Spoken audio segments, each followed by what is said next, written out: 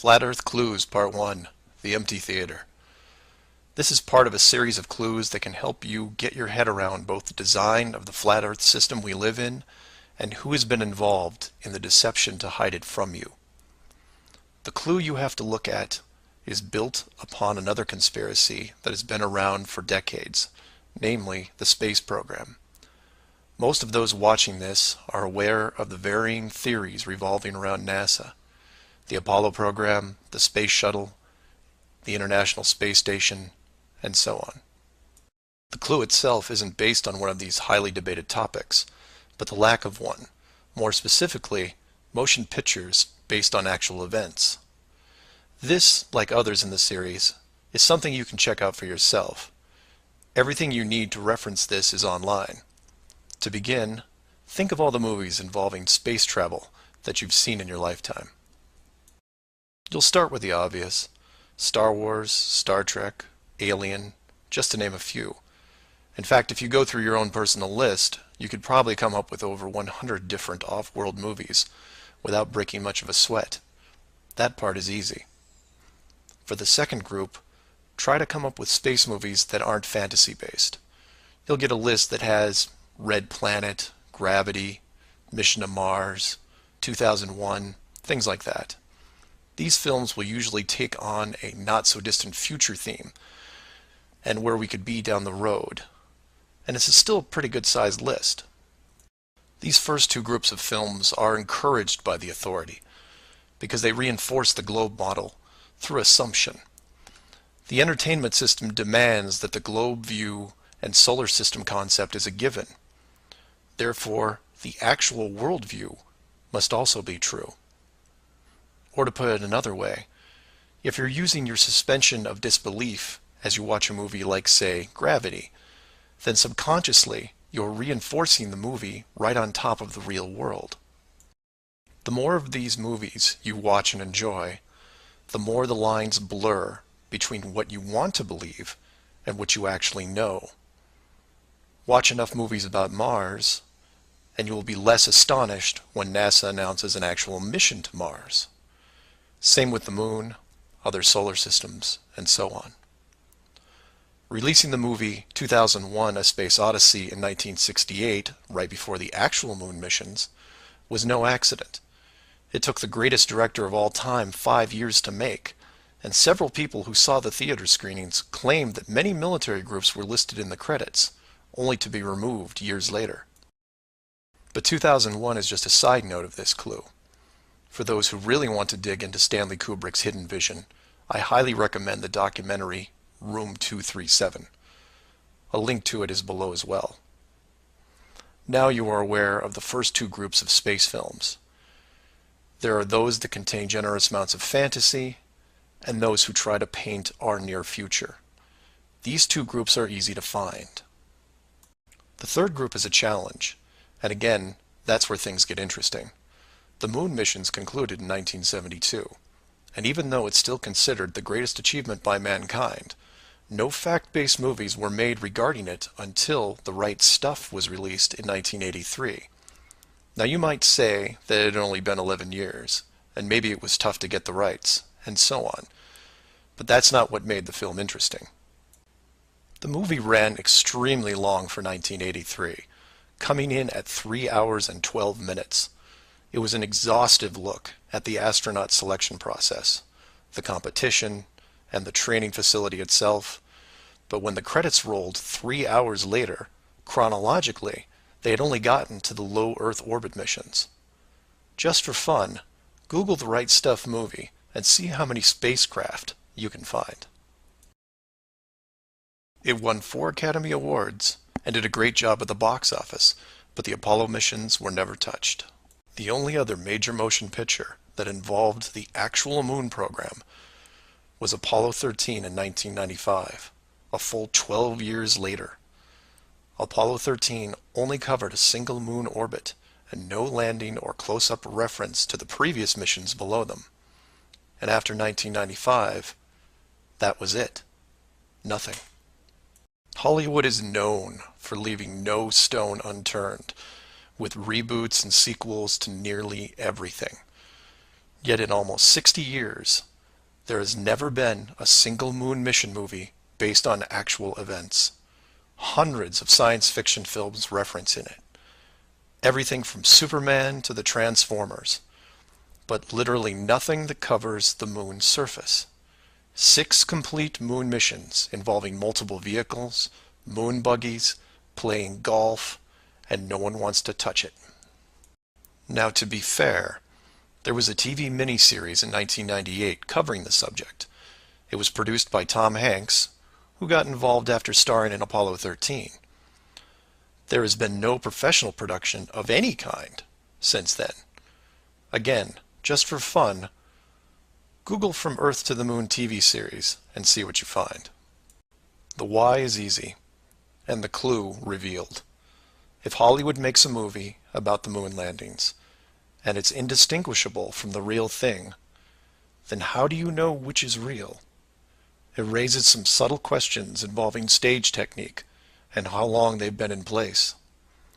If Hollywood could fake it now, then when did they first have the ability? There is one other movie which stands out, and I mention it because I can't believe it ever got made, is Capricorn 1. The film's plot involved the faking of a Mars mission and how it could be accomplished.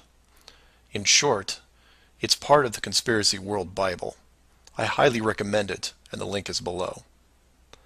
To summarize, all space movies are encouraged by the authority, except for the ones that are based on actual accounts. Those are not allowed. The moon program has been buried in entertainment because the moon cannot be reached. It's either outside the barrier or just a highly rendered image, like any planet you see when entering a video game. The world is flat, and this is just one clue. Flat Earth Clues, Part 2, The Bird Wall. This clue revolves around one of the most remarkable men you may have never heard of, Richard E. Byrd, and his relationship with Antarctica and the secretive missions he carried out there until his dying day. Some of you have followed the legend of Richard Byrd through the Hollow Earth theory. We aren't going to be covering any Hollow Earth in this video, but instead focus on the man and his involvement with the South Pole. The Reader's Digest version of Richard Byrd is as follows. Born in 1888, he became an American naval officer who specialized in feats of exploration. He was a pioneering American aviator, Medal of Honor winner, polar explorer, aircraft navigator, expedition leader in the worst environments in the world, and the youngest admiral in the history of the Navy. In addition, his list of awards takes up several pages in Wikipedia, including 3 ticker tape parades in his honor. In short, he was Indiana Jones on steroids. Some people will say that Roy Chapman Andrews was the real Indiana Jones, and you might be right. But Richard Byrd beat Indy 6 days a week and twice on Sunday. I mention all his accolades to paint a picture of credibility and trust. The governments of the United States and the world trusted his judgment and leadership, and took advantage of every chance they had to put him in charge of special missions. The first large-scale mission was an expedition to Antarctica in 1928.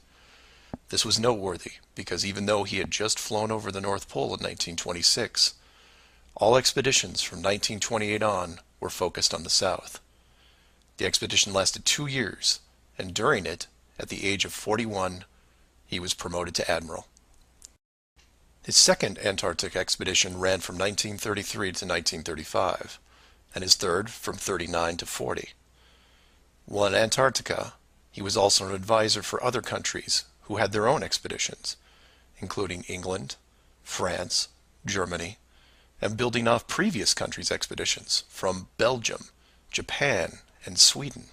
He then helped lead U.S. Navy fleet operations in World War II, was present during the Japanese surrender in 1945, but then something strange happened. He went back to Antarctica. Now, some of you aren't surprised because he'd been there since 1928, and I agree with you. It's the how that's interesting here. His fourth trip to Antarctica wasn't an expedition. It was a military operation called Operation High Jump. Commanding an entire aircraft carrier group that included 13 support ships, Admiral Byrd led 4,700 men to the South Pole, for reasons that are still shrouded to this day. Some say they were chasing the remaining Nazi fleet, even though Germany had surrendered a full year earlier. Others say there was a Nazi base established in Antarctica during the war, when Admiral Byrd was absent. None of these theories are important for this video. What we do know is that the U.S. had sent an excessively large military force to the ice, all under the guise of peaceful intentions. During this operation, Admiral Byrd told a Chile newspaper this: "The most important result of his observations and discoveries is the potential effect that they have in relation to the security of the United States.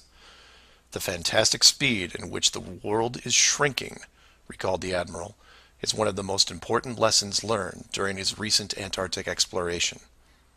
I have to warn my compatriots that the time has ended when we were able to take refuge in our own isolation and rely on the certainty that the distances, the oceans, and the poles were a guarantee of safety." After the operation, Admiral Byrd toured the States and gave interviews, the most interesting of which is a national television show in 1954 called The Long Island's Chronoscope. A horrible name, but a decent show. I've added a segment of it at the end of this video and linked it in the description. During this television interview, he first spoke of an area beyond the South Pole as large as the United States, which no one had set foot on yet. He then went on to say that there would probably be expeditions year after year because the U.S. government had really become interested. The interviewers then probed as to why the interest in the South, when any perceived military threat from Russia, keep in mind this was 1954, would be from the North.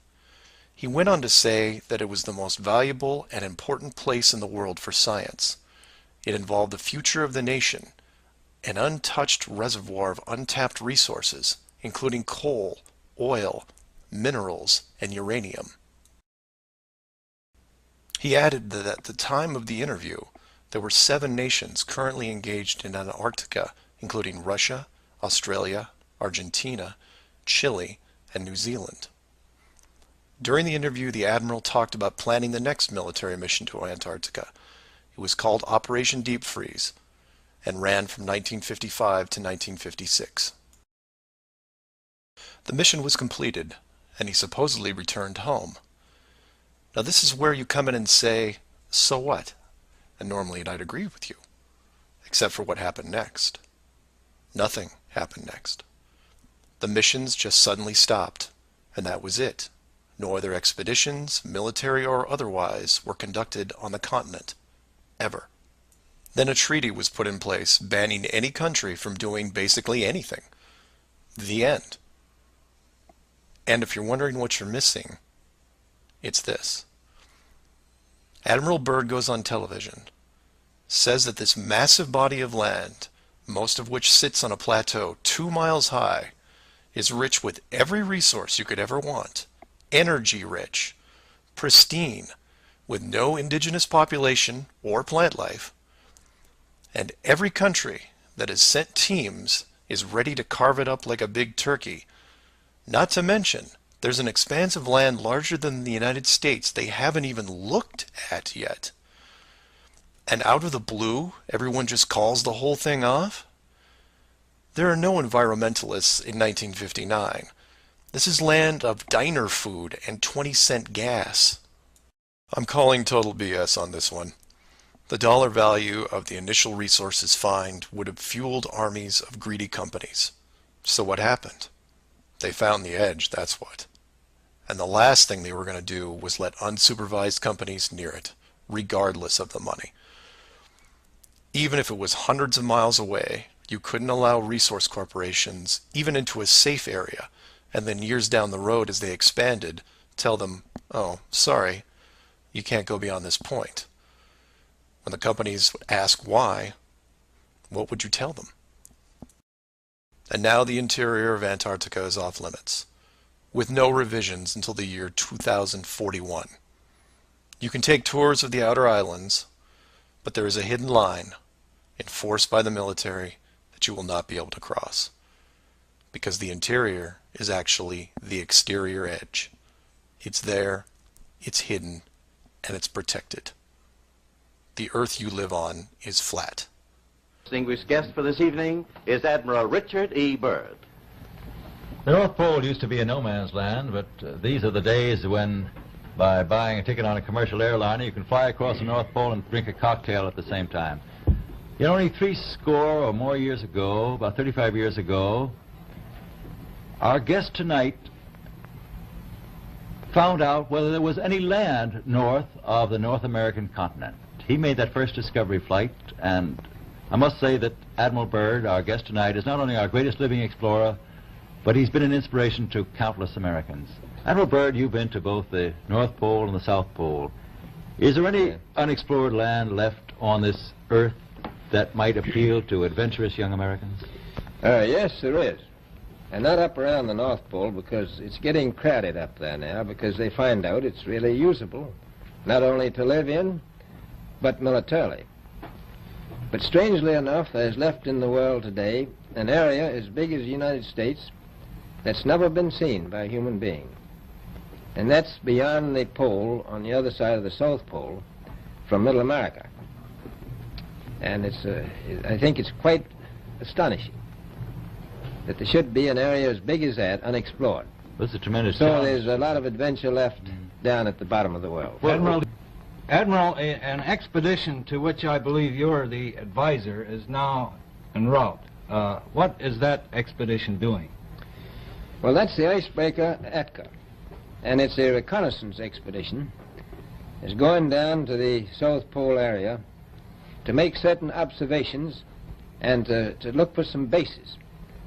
They will be back in April, and they will report back, and upon the information we get from that undertaking, we will base the bigger expedition that's to follow. Is that very definitely planned, or is that... That is being planned right now. So I'm willing to say to you that there will be a number of expeditions that will follow, I think, year after year, at the bottom of the world, because the government has really become interested. Well, Admiral Byrd, I can understand, I think everybody can, the interest in the North Pole because it's so near our greatest challenger, Soviet Russia. But why this interest in the bottom of the world? Nobody living down there, is there? No, it's pretty cold. There's only one permanent resident, that's the emperor penguin. The little ones live further north. I tell you one reason they're interested. It's by far the most valuable, important place left in the world for science. That's why the scientific groups all over the nation are really interested. But more important than that, it has to do with the future of the nation, those to come after us, or even during your lifetime. Because it happens to be an untouched reservoir of natural resources. And, you know, as the world shrinks with an ever-increasing acceleration, far-flung places, once useless, like we thought the North Pole was, and no man's land, become very useful. The bottom of the world will be important, not only to us, but to our allies. I was going to ask you, does it have military importance? It has some, and as the world shrinks, it will continue to shrink with an ever-increasing acceleration, thus bringing these places closer. And in the future, I can see a time when it will be very, very important strategically. Well, has the development of air power increased the strategic importance of places like the very much Palmer so. Peninsula, was that? Very much so.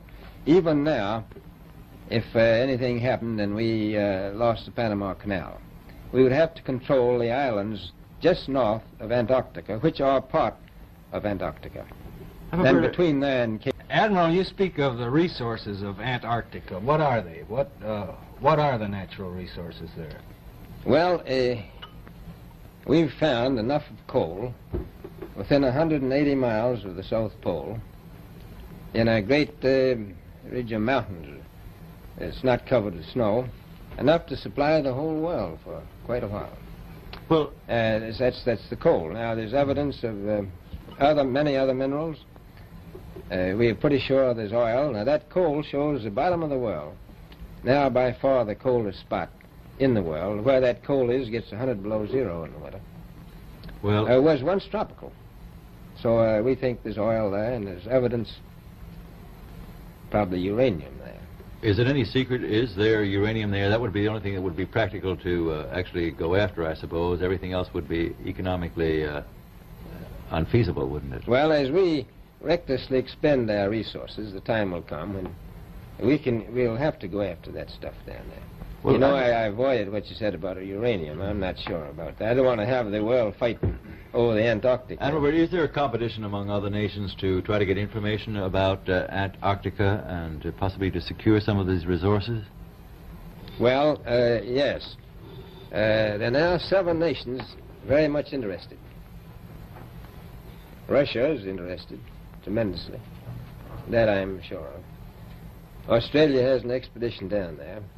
The Argentine, the Chile, New Zealand, Britain, and so on. Now, you can understand those people down there being interested because they live down there, the New Zealanders, the Argentinians, the Chileans, and the Australians. And so we don't do much about claiming anything. Admiral, you make this sound a little crowded. Are there that many expeditions now there or en route there?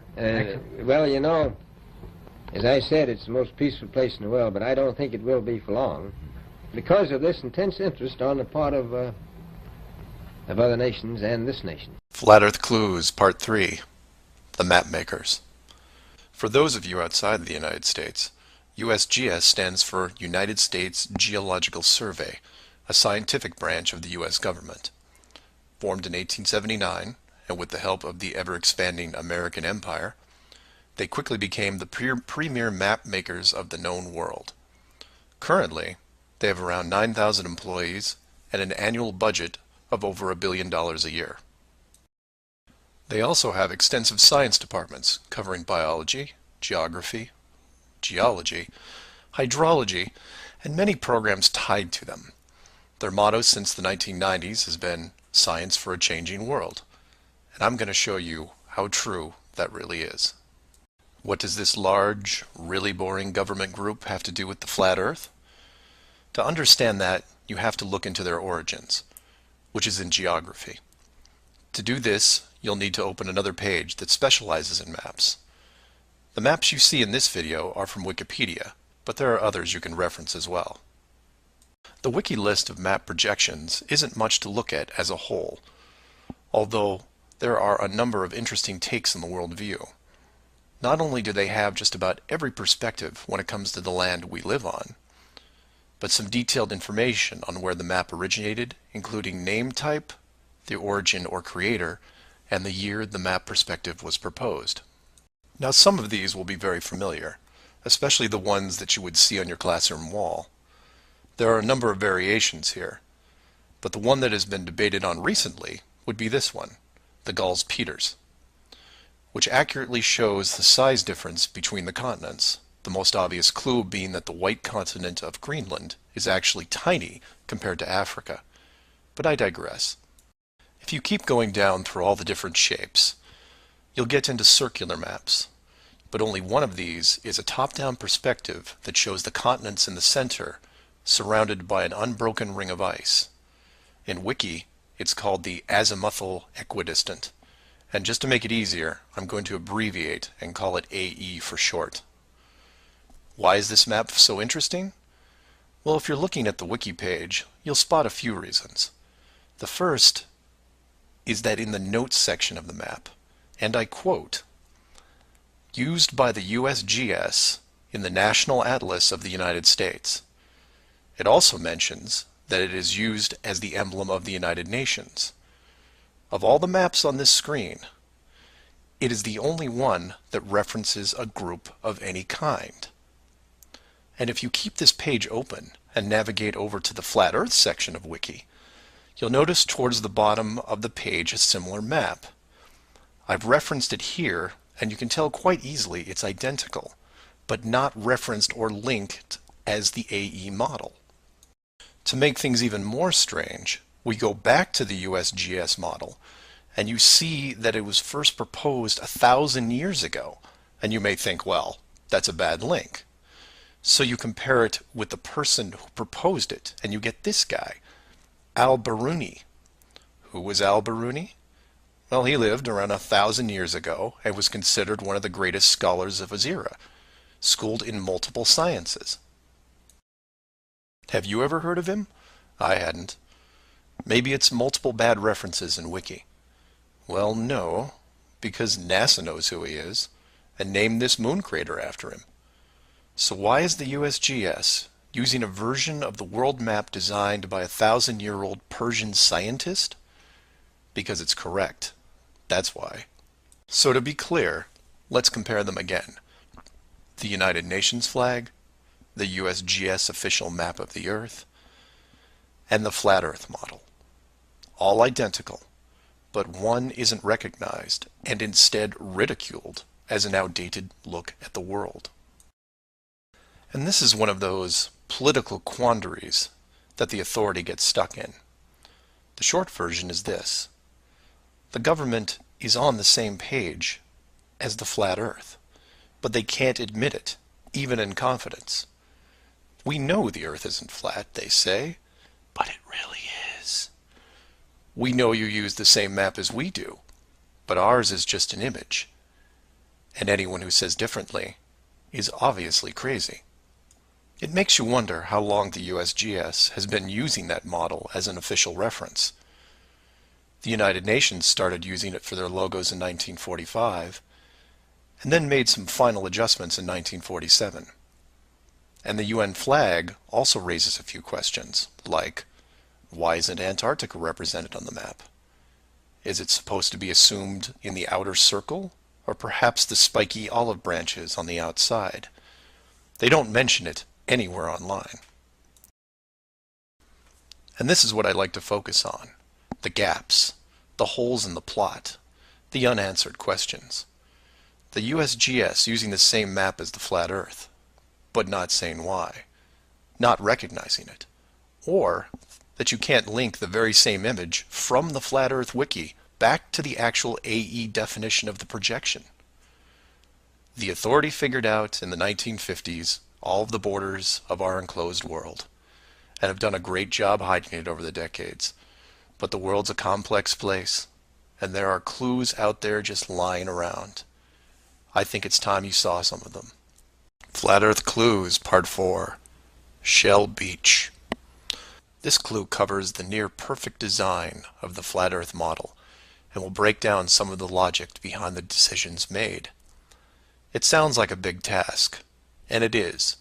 But to start, let's look at something small, like this little guy. Take an ordinary mouse and put it into a glass cage. It doesn't have to be a mouse. It could be a snake, a lizard, an insect. It makes little difference for this exercise. People identify with mice because they're used to seeing them in lab experiments. Mice also don't have any sinister connotations. They're seen as relatively innocent and benign, the perfect test subject, as it were. I have yet to meet anyone who has a bias against the lab mouse. So the mouse goes into the box for the first time, and the reaction is always the same. It explores its surroundings, and more importantly, tests the barrier around it, probing for exits or potential exits. The mouse inspects every inch of its new glass home, and at some point settles into the acceptance that the walls are indeed solid, and that it may be there for a while. Every so often, it will repeat the process, again checking the boundaries of the cage, just in case something has changed. What it doesn't do is act like it would in the wild, because it realizes that it's in a form of captivity. The glass box doesn't even remotely resemble its natural environment. You could put this box in the middle of a forest and the mouse may feel slightly better about its situation, but it still knows that it's been trapped against its will, and will settle into a non-native lifestyle. You could take all the other small animals that could be substituted for a mouse, the snake, the lizard, the insect. It makes no difference. The result will invariably be the same. Repeated probing for escape routes, then acceptance. Take the same animal and now put it into the middle of a 100-mile square wildlife preserve, surrounded on all sides by a similar type of glass enclosure. The creature doesn't even bother to rush the size of the preserve and start testing the boundaries, mostly because it's out of visual range. It could be days or even weeks before it even encounters a single fence. The animal's routine is spent doing what it normally would do. It eats, it sleeps, it breeds. It does everything that it would naturally do in the wild. If one day the animal approaches the fence, there might be some curiosity, but any anxiety is quickly resolved by just turning around and heading back into the vast expanse from which it came. The fence does not pose a potential problem for the animals in the preserve because it is so small compared to the expanse they live in, and dwelling on it doesn't hold any interest. We're assuming here that the fence is high enough to discourage flying creatures as well, deep enough to stop burrowing classes, and if you want, reaches the floor of any nearby bodies of water, stopping any clever aquatic types. The point here is that all creatures great and small inside a giant wildlife preserve, when encountering the fence, wouldn't care. They would all, in their own way, just shrug and move on with their lives. However, if you take a human, male or female, regardless of education or nurturing, and put them in the exact same wildlife sanctuary, the response would be quite different. When the human approaches the glass fence, they don't see it as a minor distraction. They pause, they wonder, and more importantly, they ask questions, either internally or amongst others. Why is the fence here? How far does it reach? Can I dig underneath, or climb over, or go around it? These questions continue in a way you might imagine, but eventually a bigger question jumps to the top of the list. Who built the fence? It is that which changes not only the type of questions being asked, but how the human being, or beings, look at their world. The giant wildlife preserve suddenly gets smaller. Each new fence border discovered starts to artificially constrict their expanse, even though the dimensions haven't changed. Before long, the preserve, their home, loses some of its relevance. The fence is a reminder of the unknown. It provokes fear and endless speculation within the human. Given enough time, the importance of the preserve continues to be reduced, especially in relation to the fence. And the reason why it's so engrossing for the human is simple. It's there. It's real. They can see it, and maybe even touch it. Adding more humans to the equation increases the disparity of this situation by orders of magnitude. Have you seen the fence? Do you know how long it's been here? Have you ever known anyone that's been outside it? It's older than us. Who is responsible for the fence? What can we do to appease the group that created it? You can see what this might lead to. A long-lasting group hysteria would entrench itself within the population, grab hold and never let go. The fence is bigger, older, and wiser than they are. It humbles them, it angers them, and it is forever. It is their proof of a higher power. Maybe not God, but certainly God-like. No civilization, regardless of technology, discipline, or age, would be able to cope with the existence of it. For the human psyche, there are just too many questions that go unanswered. Life would never be able to progress normally. To summarize, a garden variety wildlife preserve would work for 99.99% of all the world's life forms. For human beings, however, you would need to make some modifications, or really just one big one. So let's take a look at a few examples of how this could be accomplished, and from there expand it. The first failed example can be seen in the 1998 movie Dark City. This is a good starting point to get you in the right mindset. The premise here is that an advanced race creates a small flat earth area, complete with a traditional dome. The design, however, is initially flawed in that they built the city all the way to the outer edge, leaving no room for error. To compensate for this, they altered the memories of the human population on a regular basis, therefore repressing any long-term investigations.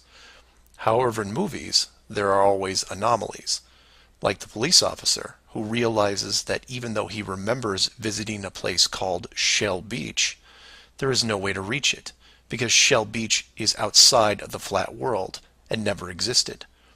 He just keeps going around the circular city that has no exits. In the end, another man, the hero of the movie, makes it to the edge, steals the advanced race's power, and creates an ocean, which really should have been there in the first place. Move from there to a movie released only 4 months later called The Truman Show. Inevitably, all flat earthers have to take a hard look at this movie from a technical point of view. The movie follows the same lines as Dark City, but in a much more relatable premise, that of a giant television stage built so that the outside world can watch a person go through his life without any knowledge that he is living inside a flat world, surrounded by a physical dome. The movie is interesting on several levels, including construction. Using their existing model of a small town, bordered on one side by a large lagoon and wilderness, and the other a seemingly expansive ocean, while better than Dark City, still had its flaws. For one, it was less than 20 miles across, and even though Truman's desire to explore was repressed, there was still a chance that he would venture to the outer edge, which is where the movie ended. But for the most part, it worked. Truman believed the entire scenario because he was born into it, and then lived 30-plus years without any reason to doubt where he was, which could be said for any of us. If it wasn't for the, and we'll say movie mistakes, that the studio fell victim to, then the show would have never ended. And this then raises hypothetical scenarios like, how many kids like Truman could you have raised inside that dome? 10? 50? Now, logistically, you can see how it might be problematic in keeping tabs on that many kids, especially as they got older. But with enough sleight of hand, it could be possible. A fictional situation just like that was made into the 2004 movie, The Village. And even though it turned into one of those M. Night Shyamalan plot twist things, the premise was very feasible. A wealthy group of idealists buy a large parcel of land in an existing wildlife preserve, create a small town from the 1800s, and raise children there. They pay off government officials to keep planes far away, and spread a myth that monsters live in the forest. As far as the kids are concerned, they actually are living in a small Pennsylvania town in the 1800s. And being born into it, why wouldn't they? If the story continued, eventually the elders that founded the town would all pass away, leaving the children to pass on the legacy, free from any burden of guilt that their world was not what it appeared to be. And keep in mind, this was done with very little land manipulation and no dome. This then circles back to how many actors the fictional Truman Show really needed to hire. Other than the leads who did product placement, the rest of the town could actually just live their lives like anyone else. Use phone lines to call outside, go to restaurants, watch television at home, and so on. But again, I digress. Assuming the technology was possible, how many people like Truman could you keep in a dome the size of, say, a state that was hundreds of miles across? Probably thousands. If you kept expanding the size of the dome to a few thousand miles, well, then you're talking millions. But when it gets that big, something interesting happens. You don't need the actors anymore. Started up like The Village, and within just a few generations, everyone is oblivious. And you can leave them to their own devices. Starting to sound familiar? In fact, the larger you make the enclosed world, the less micromanaging needs to be done. It gets easier as it scales up. This brings us back to the missing modification you need for the human race. To keep the storylines consistent and remove all the hocus pocus of monsters in the woods or that you can't get to Shell Beach, you place in gradual negative reinforcement, one that creates an illusion of choice. Say, for example, that Truman went out in the sailboat the same as before, but this time the dome was twice the size and the simulated ocean far larger. How far would he travel before getting hungry, thirsty, or tired? The movie ending is then in doubt. And if you compare this scenario where you are now, then you start to see it. Look at the flat Earth map again. Continents grouped in the center, surrounded in all directions by hundreds of miles of salt water. Think about how much further ancient ships would have traveled if you could drink what you were sailing on. As you move closer to the edge, the temperature starts taking a nosedive. Then you start seeing icebergs. If that doesn't stop you, Then you run into what we call Antarctica, which is a steep climb 2 miles up with no plant life or indigenous livestock animals. And if you had the wherewithal to make it that far, you would still have hundreds of miles of endless ice and snow. It's easy to see why so few people have gone the distance. Compare this to the upper ceiling, which is much easier to maintain. You simply decrease the oxygen rates so that every 1,000 feet up it gets more difficult to breathe. This slows down exploration over mountain ranges and discourages limited control flight, such as balloons. Also keep in mind that the dome itself doesn't have to be that high in relation to the outer ring. With commercial aircraft capping out at 10 miles and rockets less than 400, the dome would actually look more like a stadium roof, depending on how you wanted to display things like the sun, moon, and stars. An enclosed world with these type of safeguards would be able to sustain an unknowing population for, say, what, 4,500 years? Then you could artificially introduce a globe model into the scientific community before the civilization technology reaches a point that could lead to discovery. And 500 years later, here we are. A civilization inside an amazing structure, doing what we would naturally do, while the authority stands by the gate and fears the consequences if we ever found out for ourselves. Flat Earth Clues, Part 5, The Status Quo. This clue covers the inevitable and sometimes frustrating question of why the authority would go to all the trouble of hiding the flat Earth. My hope here is to show you different angles and a progression of events, all of which lead to a very changed world, both physically and mentally. To open, we have to go way back to when the world was a much more simple place. You had your 5 major religions, including Buddhism, Hinduism, Judaism, Islam, and Christianity. Each of these groups had their own version of what is known in Genesis as the firmament, or the flat circular world enclosed by a solid dome-like barrier from where the creator, or creators, looked on. I'm not going to explore all the subtle differences between the groups. Suffice it to say that it's interesting that despite their differences that led to acts of horrible violence between them, there was no real Earth model debate.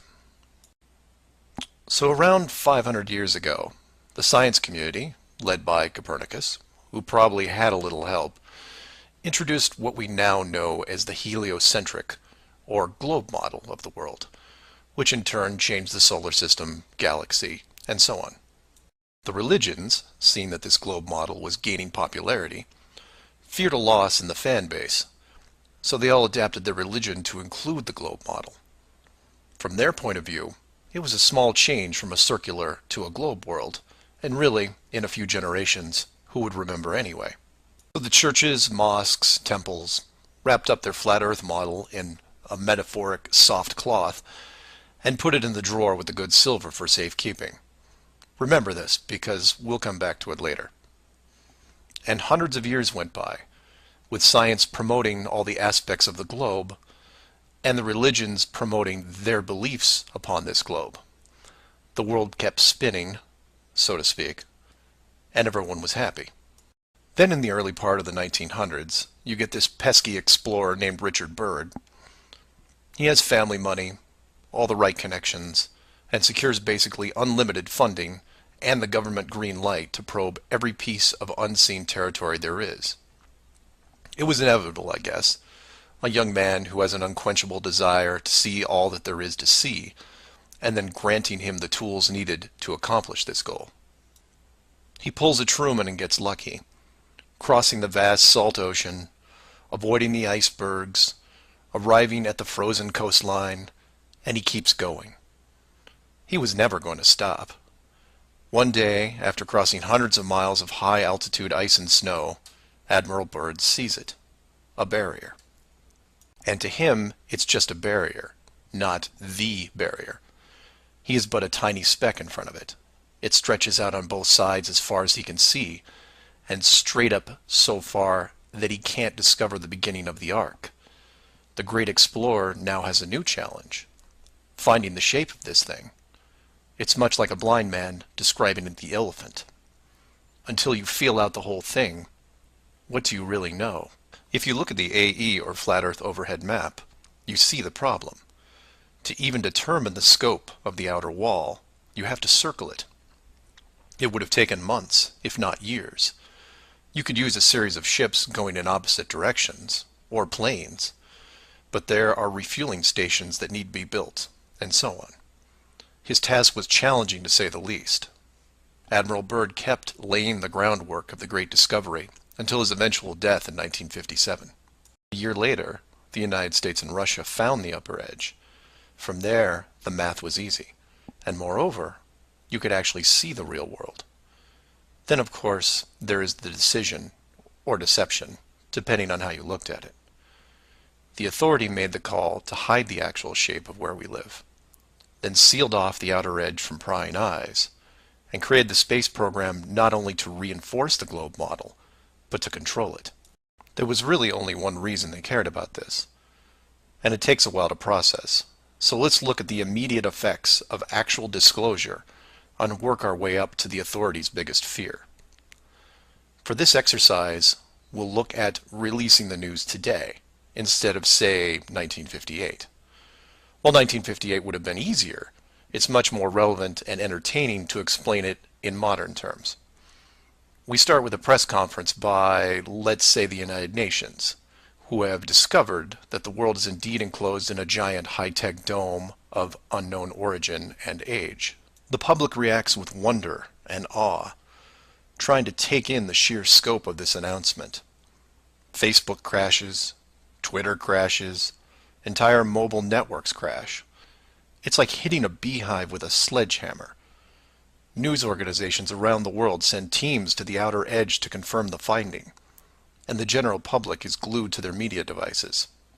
That's the good news, the excitement, the revelation, the positive shock. Then the bad news starts coming in waves, some of which you might not expect. The first is the immediate disbanding of NASA and all other world space programs, for obvious reasons. Most governments will secretly pardon these groups and keep them immune from class action lawsuits, the lawsuits themselves coming from NASA investment groups, claiming fraud.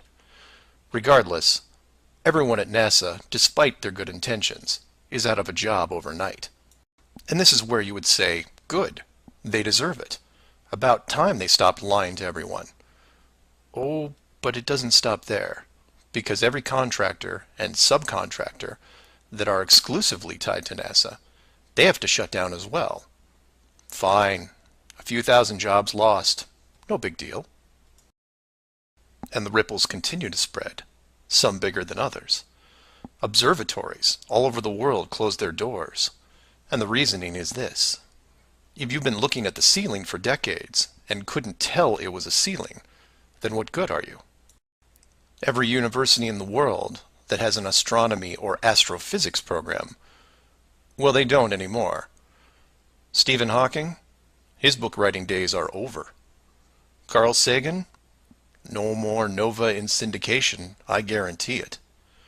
Those professors are going to have to retool their skills and be prepared to answer one giant question. How did you not see it? Weren't there clues? People start finger pointing, and it will continue for years. And still my fellow flat earthers will say, well, hell, that doesn't sound too bad. So some nerds around the world lose their jobs. So what? You don't get off that easy, is what. The finger pointing at the now defunct NASA will then turn to finger pointing at the government, who directed the whole thing. This is where we run into some dangerous ground, involving things like the Ark of the Covenant, the Holy Grail, and the Ring of Power. And you say, you lost me. I was with you until you started bringing up religious artifacts from movies. And you're supposed to be lost. Of the 5 major religions we mentioned earlier, those being Buddhism, Hinduism, Judaism, Islam, and Christianity, none have been able to produce a supernatural object over the last 5,000 years. And trust me, it would be beneficial to do so.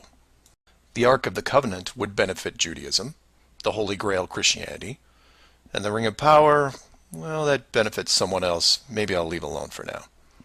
The point is that all religions are actively seeking their leverage against science. You've heard of the division between church and state. Well, here it is. Advantage church. The barrier becomes a giant religious symbol, and since it is backed by the Big Five, it also becomes universal.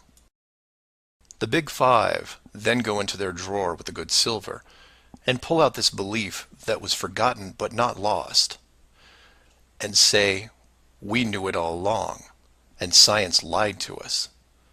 Temporarily, all religions unite against science, who has been only moderately weakened by the removal of their astronomy and astrophysics divisions.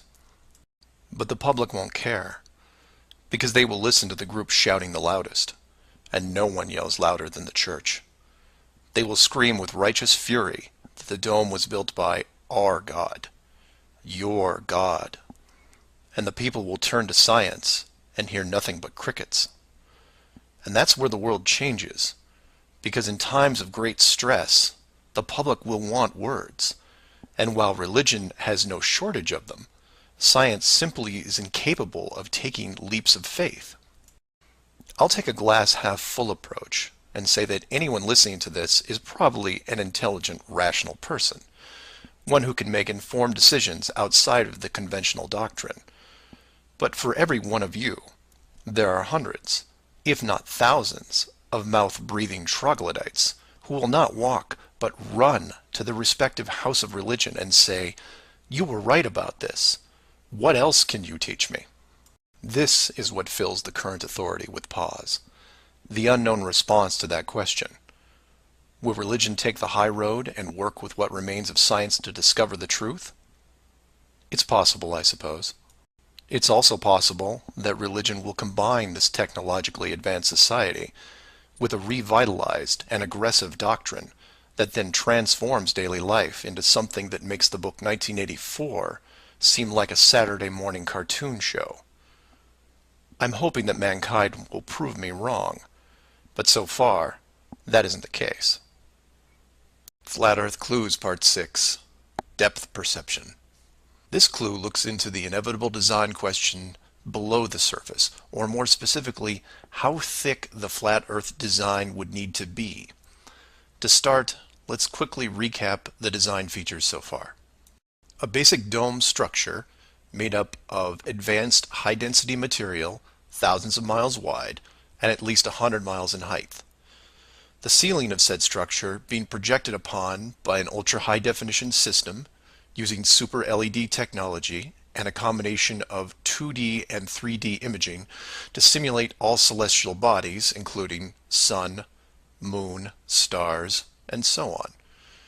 This ceiling is then protected by a scaling decrease in temperature and oxygen levels to the point where human life isn't naturally sustainable above 4 miles. The lower surface of the dome structure consists of an organic layout of continents, grouped at the center, ensuring that no land bridge exists to the outer ring.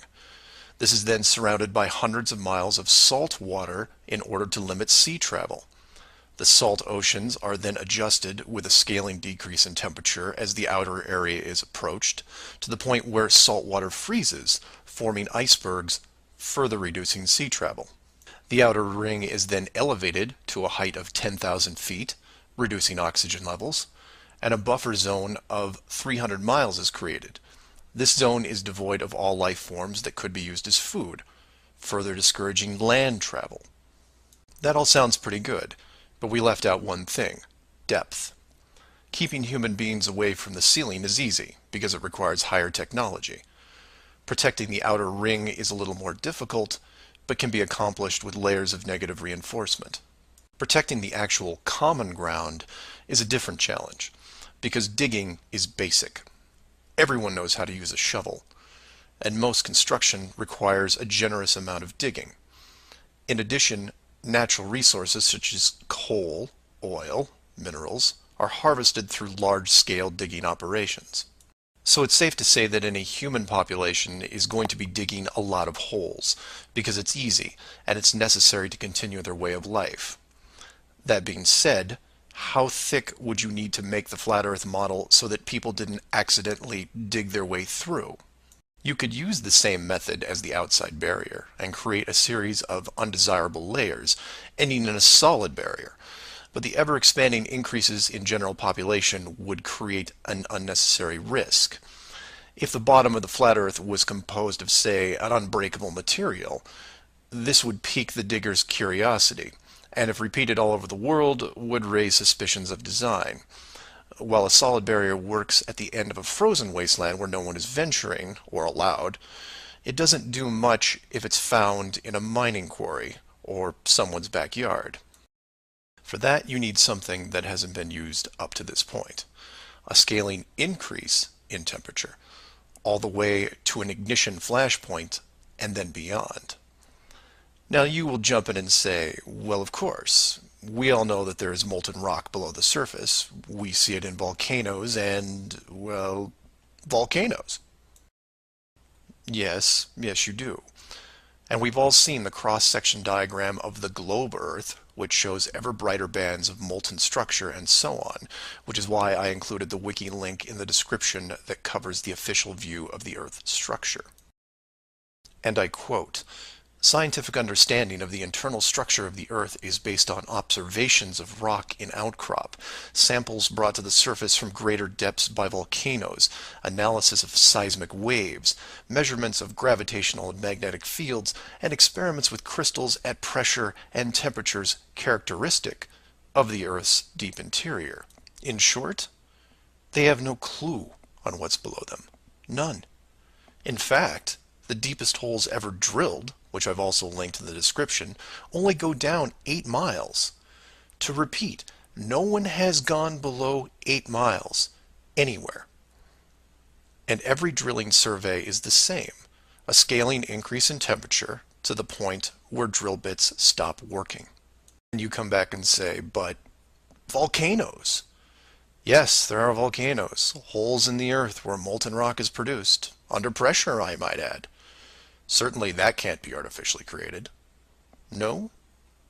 We can melt rock right now. It's called a smelting plant. What do you think your car is made out of? Melted, reformed, and polished rock. We have the technology to do this. It all comes down to scale. Create a large set of furnaces at, say, 50 miles below the surface that can melt and pump molten rock. And you say, what would the furnaces be made out of? Oh, I don't know. How about the same dome material that can withstand nuclear weapons? So you take the molten rock, locate a few random access points on the surface, and the rest comes naturally. Volcanoes also reinforce the Earth structure model that the molten rock goes all the way to the core, which then in turn reinforces the globe model, and then we're back to where we are now. A smoldering globe flying through space at high speeds that from a design standpoint makes no sense. So how thick would the flat Earth model floor need to be? Oh, for common use, say less than 100 miles, similar to the ceiling in scale. Large heat generators placed in a pattern, a thin layer of molten rock 10 to 20 miles down, which is really just a geologic pipe system to help with the generation of terrain. And there you have it. An efficient way of discouraging all those digging humans from reaching too far, combining a physical barrier with a mental one. 8 miles down and you're going to tell me what the entire core looks like? Give me a break. Flat Earth Clues, Part 7, The Long Haul. This clue looks into a topic I only glanced at in the original guide, which is the southern hemisphere, or in the flat Earth model, the land masses closest to the outer ring. I like to give credit where credit is due, and the long haul title was given to me by a fellow flat earther who did some of the same research I did. The summary of the video is this. If you are looking to show someone how to view the flat earth from a practical point of view, this is the example I would use. I'm going to show you how strange the world looks using just a few websites, some simple math, a couple minutes, and your brain. You don't have to write anything down, unless you want to, of course. I'll give you everything you need on screen and break down one of the examples as well. I'll also link the sites in the description for reference. First, here are some websites that help you calculate distance.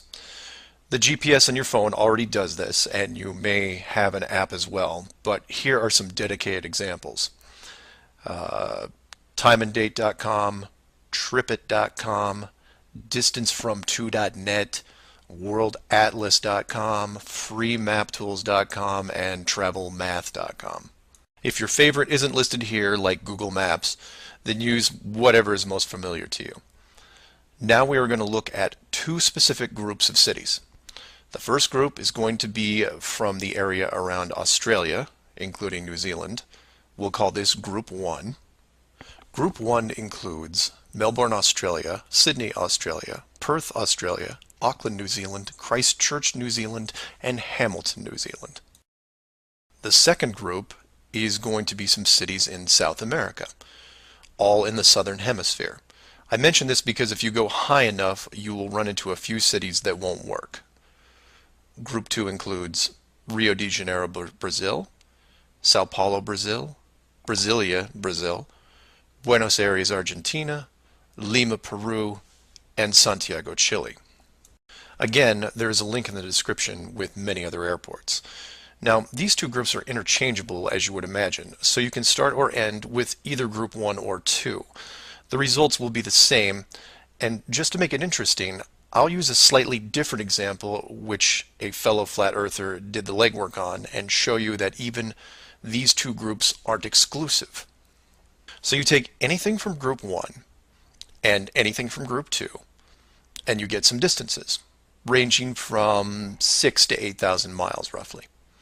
That's all I want you to do here is get that part in your head, noticing that the route is bent because they have to account for the curvature of the Earth. All these directions are what you would expect, a straight shot over the South Pacific Ocean.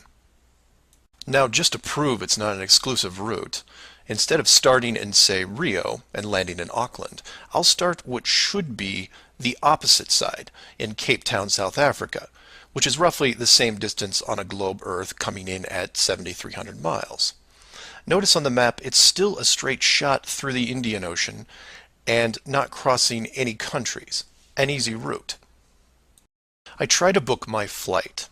For this example, we use TravelMath, but you can use whatever is easiest in your country, like Priceline, Expedia, Travelocity. It will make no difference because they're all tied to the same system. And this is when everything goes wrong. So the first leg, the airlines don't send me due east, but instead shoot me 4,700 miles almost due north to Dubai. Okay, maybe we're just picking up people. Seems a bit excessive, but I'll go with it. I'm probably comfortable in my seat drinking vodka tonics anyway. And from Dubai, it should be a straight shot home to Auckland, right? No. Now they send me southeast to Melbourne, a mere 7,300 miles. And then finally a third leg from Melbourne to Auckland coming in at around 1,600 miles. I'm rounding up or down to make the math easier. Regardless, the total miles for this flight is almost double what should be expected, coming in at 13,600 miles. In addition, the trip took me 37 hours. How long should it have taken? Well, in a 777, about 12. Now this is where you come in and say, well, it's probably an isolated incident, or some strange connection thing. You know how the airlines are. Oh no, my friends. We can do this all day. This roulette table is rigged, and there is no way to get a fair game. The first part of the clue is the utter lack of non-stop flights from anywhere in this hemisphere, which is why I gave you multiple cities in each group. And here's the plot hole for you.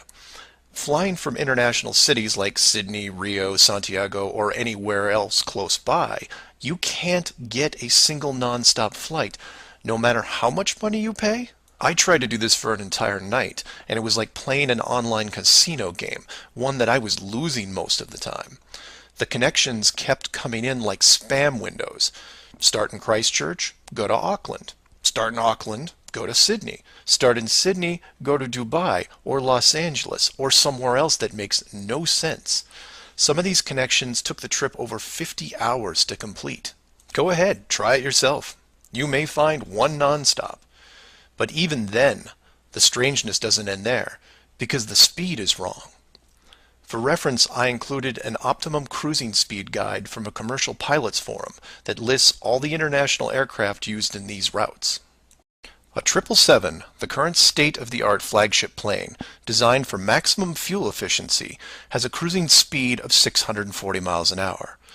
7,400 miles comes in at around 12 hours. Try to find this route. It doesn't exist. It can't. The closest I came was a one-connection flight with a 3-hour layover. The total flight time was 20 hours. 20 take away 3 is 17, not 12. And this might work if the plane was doing, say, 430 miles an hour. But it's not. In fact, the slowest cruising speed I found was an older Airbus just around 593. But this is all just numbers, right? It is until you pull up the flat Earth map and look at the farthest 2 points, which just coincidentally are anywhere in Australia and most of South America.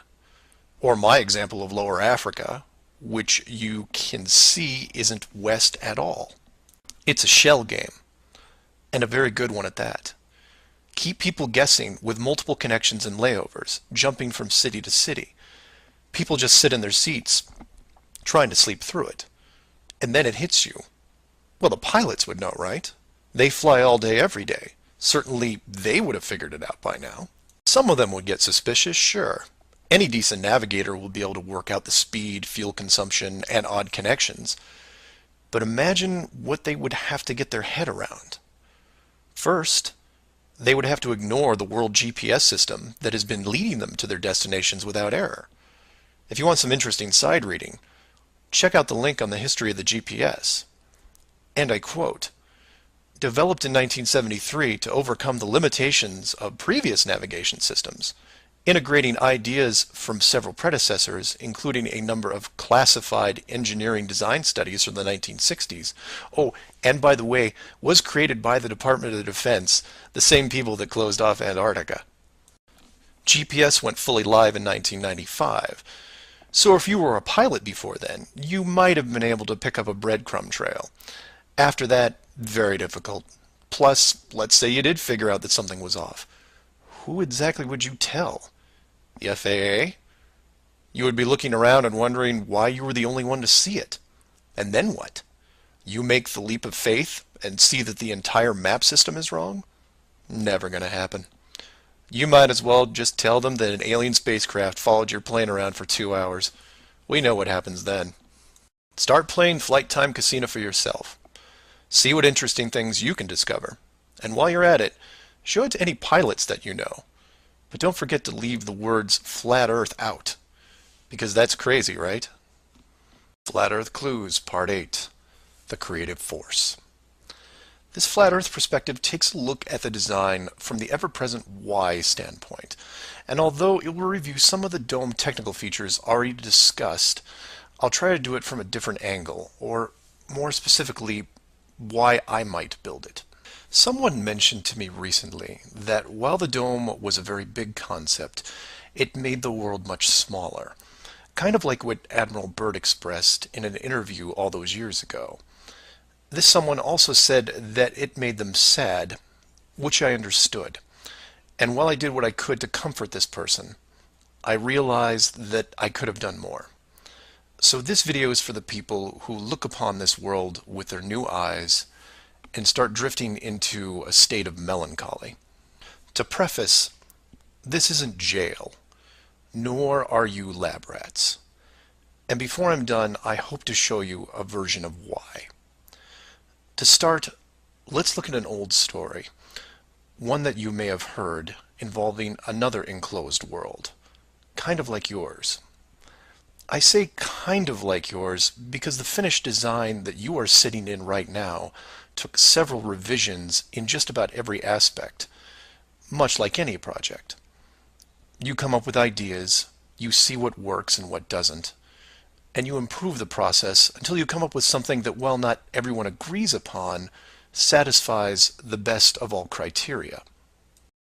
One of the first dome layouts involved a race of people who were supremely driven by ambition.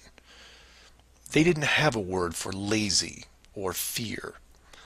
They absorbed knowledge very quickly, incorporating physics, advanced electronics, engineering, and drove their technology with energy from the enclosed world itself.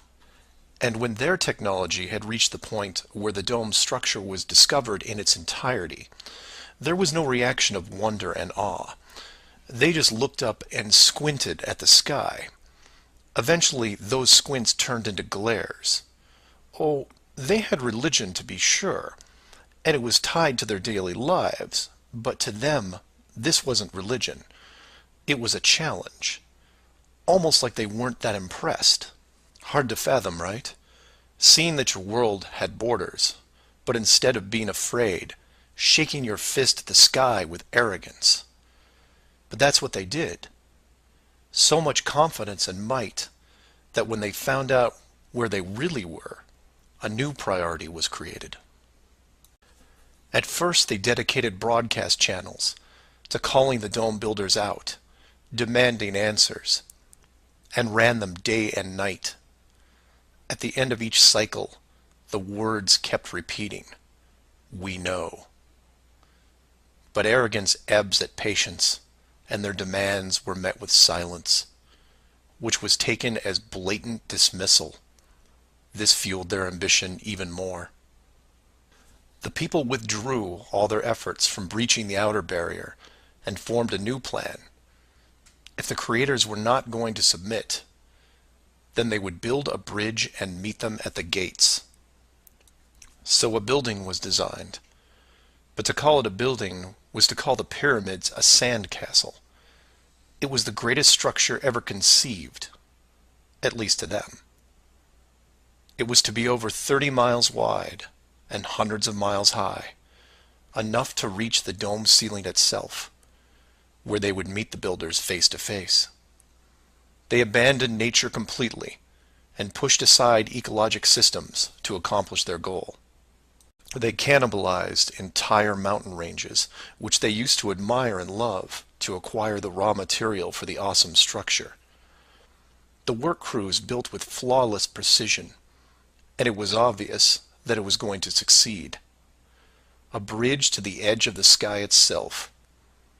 The work would only pause long enough for the mighty armies below to look up and yell, "We come for you," so loudly that on a clear day you could actually feel the dome shake. And the creators, faced with their first great challenge, decided to start again. And the people were changed, their language fragmented so that the builders couldn't continue. The tower was dismantled, their technology removed and forgotten, and the people scattered. A new group was introduced to the dome, divided in every way imaginable, so that unity was next to impossible, and everything slowed down. Languages evolved and devolved into other dialects, and the languages produced text, which produced different forms of culture, and some amazing things began to happen, the most important of which was the arts. The dome builders saw the artistic pool develop into several distinct forms. Everything drawn in any medium on a flat surface. Everything molded that took on a three-dimensional shape. Everything that produced music. All things that make up the human form and motion. And all the written works. Pictures, sculptures, music, dance, literature, the arts. Driven by passion, it is the very essence of what is good in humanity. Once this was recognized, all dome methods put in place were to cultivate and enhance this process.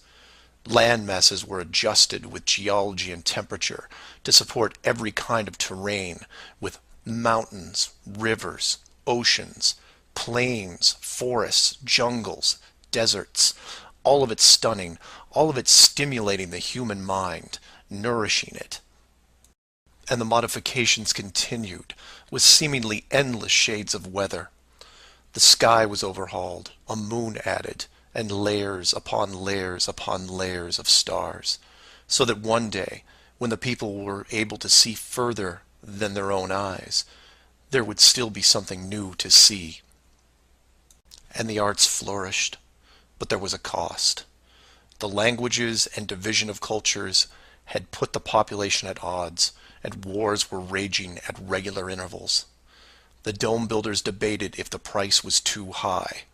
Plans were drawn up to make more changes, until they noticed that the arts thrived even through the worst of conflicts, producing grace and beauty despite their burning world.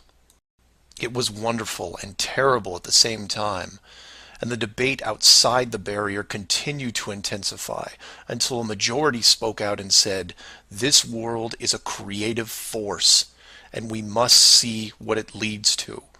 The barrier must be hidden at all costs." So the globe model was put into the population, and both science and religion adapted to it. The arts grabbed onto it like a new drug, the creative minds of the world exploding with new concepts. Their universe was now infinite, and the rules changed. Science then led to science fiction, which opened up everything else. Books, pictures, sculptures, dance, and music, all reaching deep into space.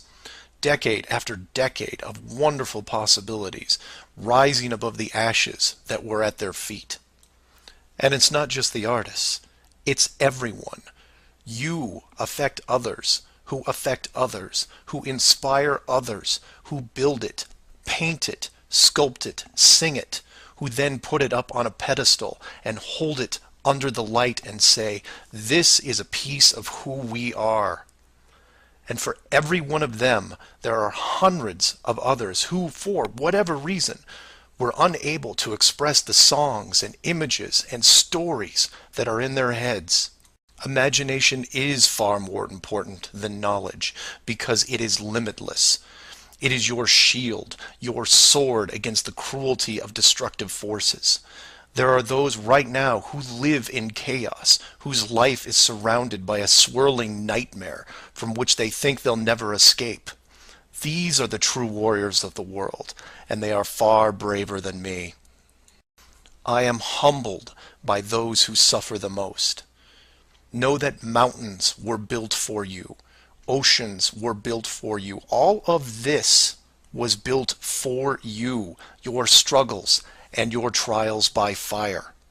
It may be today, it may be tomorrow, but one day the curtain will close and this stage will be struck.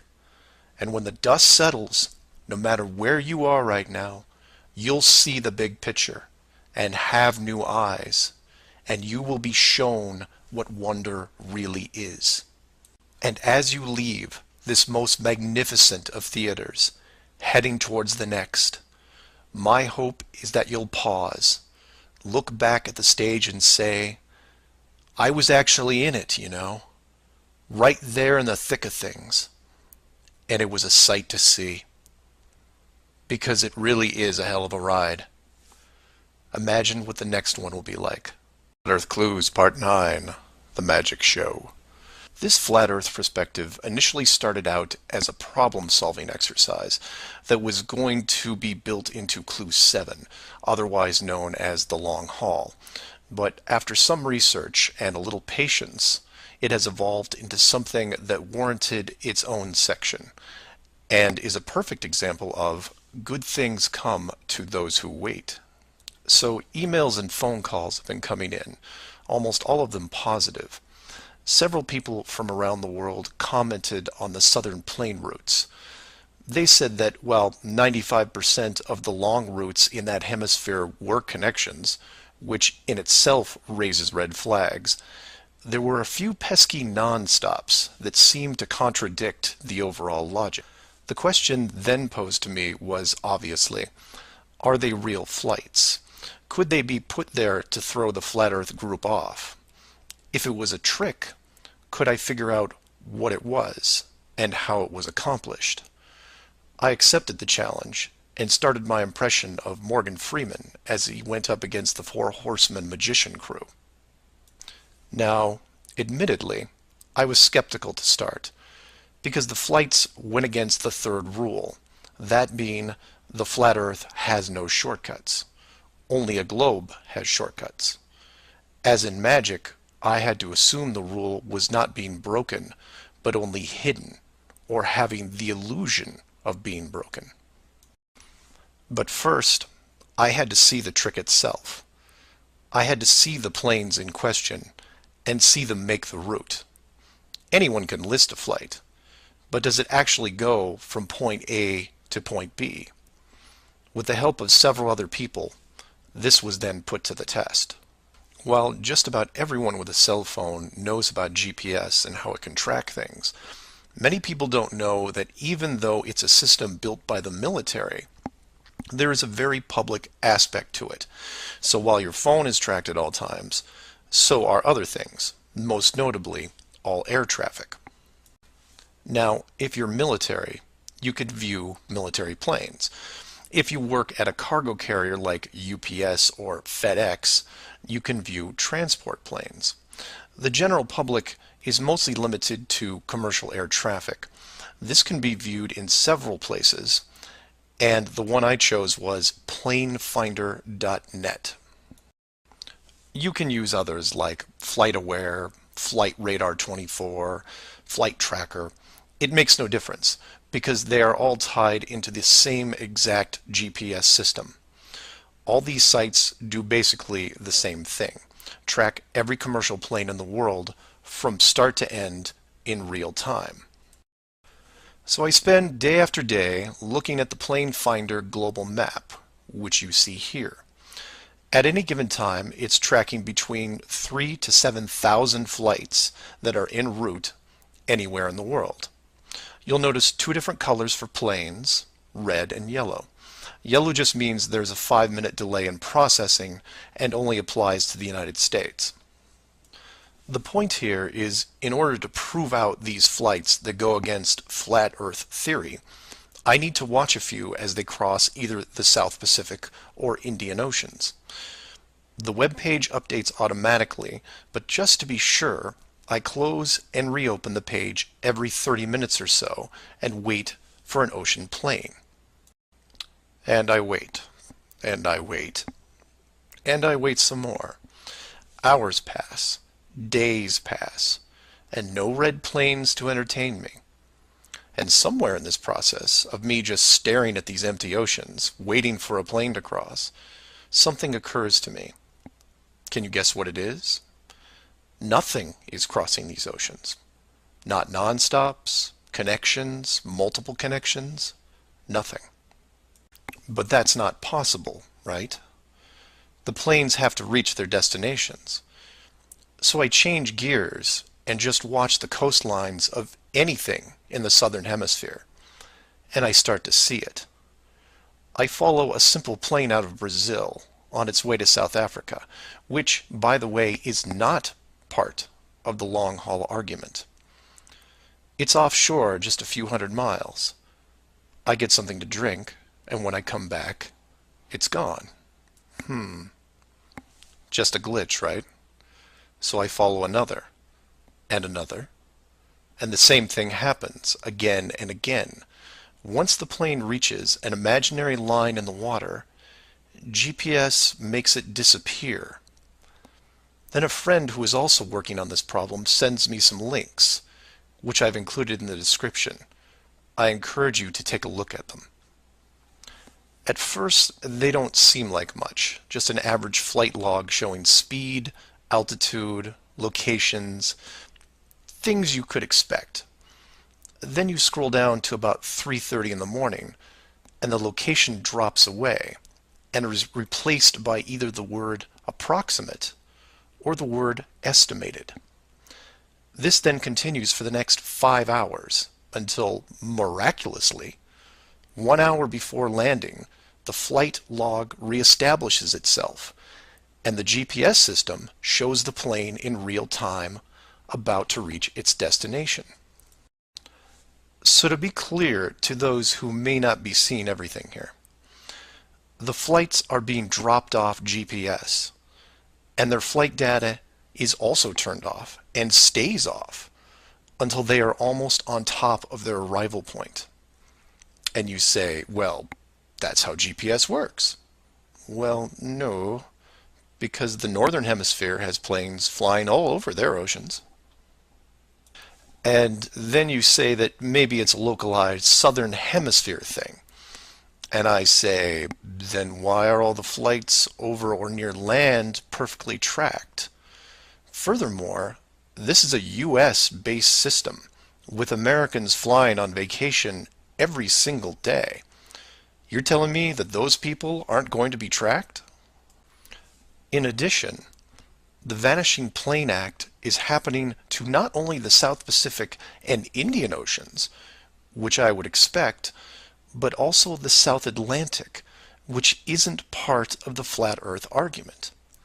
There are a bunch of flights that cross this relatively small ocean between South America and Africa, and every one of the planes is hidden shortly after takeoff. So then you say, what would be the purpose of hiding those shorter routes in the Atlantic? It's because of something I didn't see right away. If you hide one flight, you have to hide them all. Showing the GPS routes in the Atlantic, but leaving out the Pacific and Indian Oceans would raise different questions. So the logic here, despite being very sneaky, is sound. The third rule is that the flat Earth has no shortcuts. If you look at the azimuthal equidistant map again, and look close, you notice that while the South Pacific, South Atlantic, and Indian Oceans make up the lower sections on a globe, they make up the outer ring on a flat model. In that model, there is no shortcut between Australia and South America. If you are creating flight routes, you have only two choices. You take the long way around, clockwise or counterclockwise, and stay on the ocean, or you cut across the land in the middle. But if you cut across the land, you have to create connections, because on a globe it wouldn't make sense to fly over the top of the United States to get to South America. Neither of these choices are ideal. So the authority came up with a compromise. Disable GPS and lose the planes for every ocean flight in the southern hemisphere. Then reactivate them once the destination is reached. This is just one of the lengths that they are willing to use to keep you from seeing it. Don't just hide some things, hide everything, so that maybe the topic isn't addressed. And some would come back and say, well, nice going. You've just pointed out a flaw in their system, and sooner or later they will fix the gap. Maybe. But not soon, I think. Remember, this is a rule, not a guideline. They can't change the map, so they have to work within its limitations. If they have a better workaround, I can't wait to see it. Flat Earth Clues, Part 10, Hiding God. As you can tell from the title, I'm taking a different approach. Eventually, I was going to have to address the question of what happens next, or what we do now with the information at hand. If you've made it through the guide and the first 9 clues, then at this point you're either buying into the flat model or on the fence. If this is the first one you went to because of the title, I recommend you go back, because we're not going to do much in the way of reviewing. But if you're still with me, then you would agree that 1, the world you've been taught has been kept from you, and 2, one way or another, you would like to prove this out. So how is this possible? The authority in question who created what you call the globe is guarding all the gates. They protect the sky, the outer edge, and most importantly, the education system that shows us at an early age what they want us to see. Nobody listening to this has their own spaceship or advanced rocket program. Nobody actually owns a long-distance icebreaker. And while some of you may have a private plane, I wouldn't recommend testing a military barrier that technically doesn't exist. But then again, you have to remember that this is not the story of David and Goliath. The hidden world was never going to be sustainable forever. As a civilization evolves, the tools the authority uses as a method of control become more vulnerable. I've learned many things about systems over the years, and one thing that I find most interesting is as layers of strength increase, the higher the chance that they can be used to your advantage. But maybe I'm talking in riddles. I should be boiling it down to what can be done by showing you what's being hidden, what's important, and how it can be spread to others without looking like a crazy person. To be clear, and I can't stress this enough, do not start conversations with the word flat earth. Think of it like Fight Club. The first rule of Flat Club is that you do not talk about Flat Club.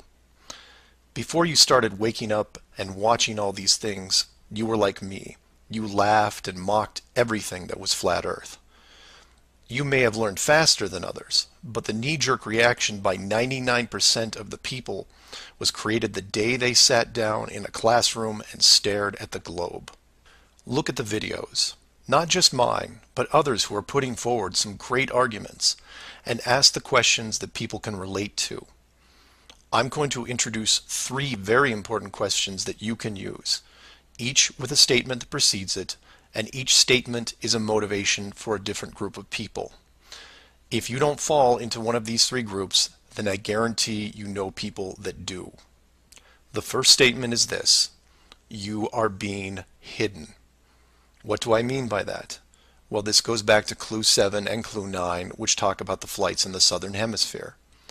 If you are flying a plane over the Southern Hemisphere, your flight is not being tracked. How can this be used to find out the truth? It's simple, it's quick, and it costs no money. No matter what country you live in, send a quick note to your local, state, or federal representative and ask them this question: why are citizens of our country flying over oceans without the safety net of the GPS system? And remind them that GPS stands for global, not partial. Without GPS, anything could happen to your plane and no one knows where you are. And while you're at it, remind them that the GPS system was built by the United States Department of Defense, who never does anything small. The system that is in effect now has what appears to be huge deliberate gaps in the Southern Hemisphere only. Do not mention flat Earth.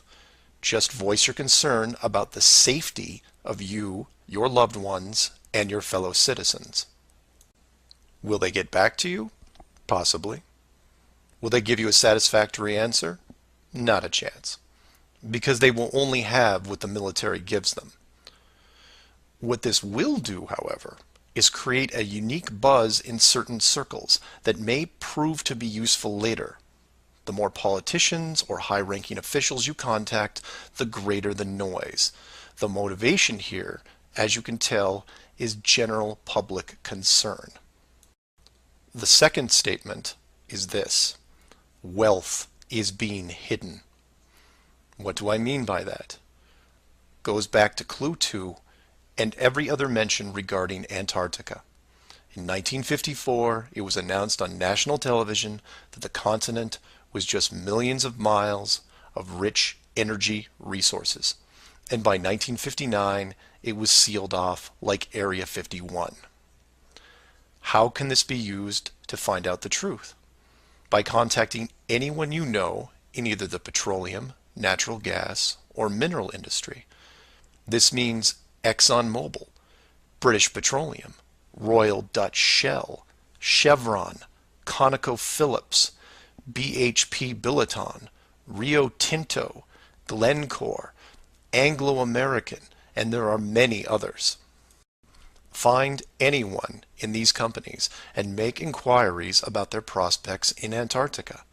Send them the link to the Admiral Byrd interview and ask them why, if there are no environmental conflicts regarding oil, gas, or mining, why aren't they allowed to even petition the idea, even when the world's energy resources are dwindling more every day?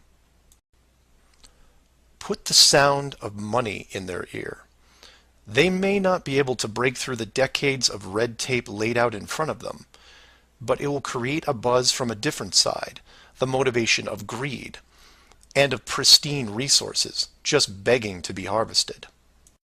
And finally, to preface the third statement, I need to thank all the people who have sent me stacks and stacks of biblical scripture, asking me to stop dancing around the title of the flat model and call the structure what it really is. And you know, they have a point. I have put myself at a distance because I want to reach people who are outside of religious faith and even outside of general conspiracies. But for all those spiritual groups who have contacted me, I can now, however, say with conviction that this third statement is this: they are hiding God. Despite what labels I put on the flat model structure, the oldest names are from the oldest texts, one of those being called the firmament. If the firmament was indeed discovered in 1956 and it was deliberately hidden, then the ruling authority not only hid the structure, but evidence of the builders. And by builders, I mean creators, and by that, I mean what people define as God. Hiding God could be considered one of the worst ideas of all time. And if you are a person of great or small faith, you have a vested interest in any evidence that would solidify and vindicate your years of dedicated service. If a structure was found that had, for all intents and purposes, the handprint of God on it, then the ruling authority has no right to keep it from you. There are billions of people on this world who have personally dealt with the concept of God and would like to know for sure if these beliefs are well placed. Or, in short, you want to know the meaning of life.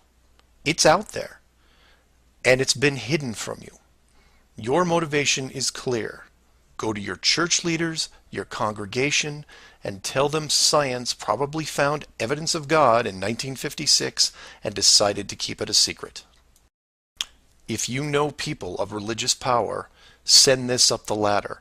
Get the word out and see what comes back. Between these three statements and questions, people will talk to people who will talk with others and eventually reach someone who knows.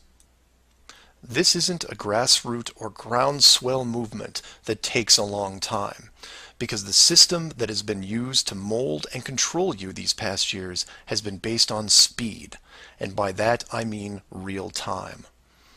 All it takes is a single video, a memorandum, one whistleblower, one key person, and everything changes, not in months or weeks or days, but hours.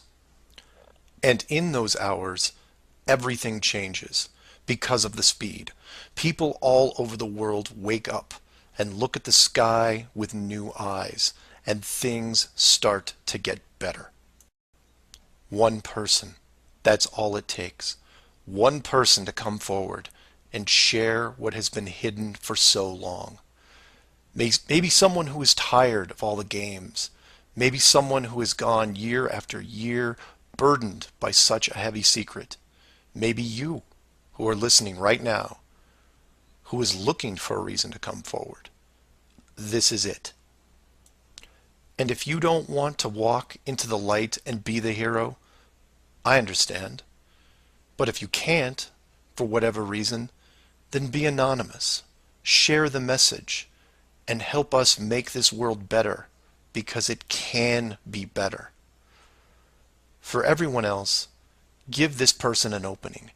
Give them the opportunity and give them the support they need to help reclaim what's left of our civilization, because we need it now more than ever. I will keep spreading the word for as long as I can, in hopes that everyone that hears it starts seeing things with new eyes. And I encourage each of you to do the same. And maybe one day we will learn to treat others better than we treat ourselves. Flat Earth Clues, Part 11, Souls in the System. This is part of a series of clues that can help you get your head around both the design of the flat Earth system we live in and who has been involved in the deception to hide it from you. This clue looks into the recent past, or more specifically, an odd but interesting piece of conspiracy lore. What I hope to show here is an example of how an enclosed system, once revealed, can change the world very quickly and in ways you may not have realized. To start, we need to go back a little ways, to a controversial 2004 documentary called Astronauts Gone Wild. For those of you who missed this strange little gem, the summary is this. The producer-director Bart Winfield Sibrel went out to prove that all the moon landings were elaborate hoaxes. To do this, he set up interviews with the Apollo astronauts, giving them the impression that the interview was just routine. He then produced a Bible and asked each of the astronauts to swear on the book before the interview started. The interview was then supposed to be a series of detailed technical questions designed to trip up the astronauts. During the process, there was quite a bit of tension and some very uncomfortable moments, including one actual fist fight. Now, I'm not recommending that anyone actually go out and watch this hour-long documentary. For me, the astronauts have had to live with this guilt a long time, and leaving them alone seems like the humane thing to do. What interested me, and moreover what piqued my interest then, wasn't the unoriginal questions the reporter posed, but how the astronauts reacted to the Bible itself. None of the Apollo pilots would put their hand on it and swear that they went to the moon. In fact, most treated the book like it was made of plutonium. This puzzled me for years because it went against the basic rules of any cover-up, one of which is lie about everything. Now, the pilots of the Apollo program had done many interviews over the years, many televised, and had been going through their song and dance without really any instances of contention. So why not just go through the motions again? It is, after all, just a book, right? People lie under oath all the time. It's called perjury, and every country has an extensive system of laws and punishments to deal with it. These punishments don't seem to stop the people from committing perjury, and you can read about it almost every day. Furthermore, the astronauts were not in court. This was just a room, sometimes their own home. So swearing on the book would, for all intents and purposes, be meaningless. And this sat in the back of my head for years, because it didn't make sense. Why would astronauts, trained by a very large military science program, be afraid of just putting their hand on the book and just tell one more lie? Well, for them, it may have been more than just a book. It may have been a symbol of something much bigger. You see, for you, me, and almost everyone else, a holy book is a symbol of faith, because the creator or creators have yet to be revealed. But if you knew that the creators were real, then the book becomes something much more tangible, more relevant, more sobering. Or more to the point, the Apollo astronauts would have been let in on the enclosed system during their tenure with NASA, and over the decades, this system created certain truths for these men, one of which is, someone could be watching. Now, whether the builders/creators are actually watching every little thing we do can be debated, but if you have proof that they are real, then the thought of your every move being scrutinized is a very real possibility. This is what you and I may suspect, but don't feel. The Apollo pilots, however, are a different story.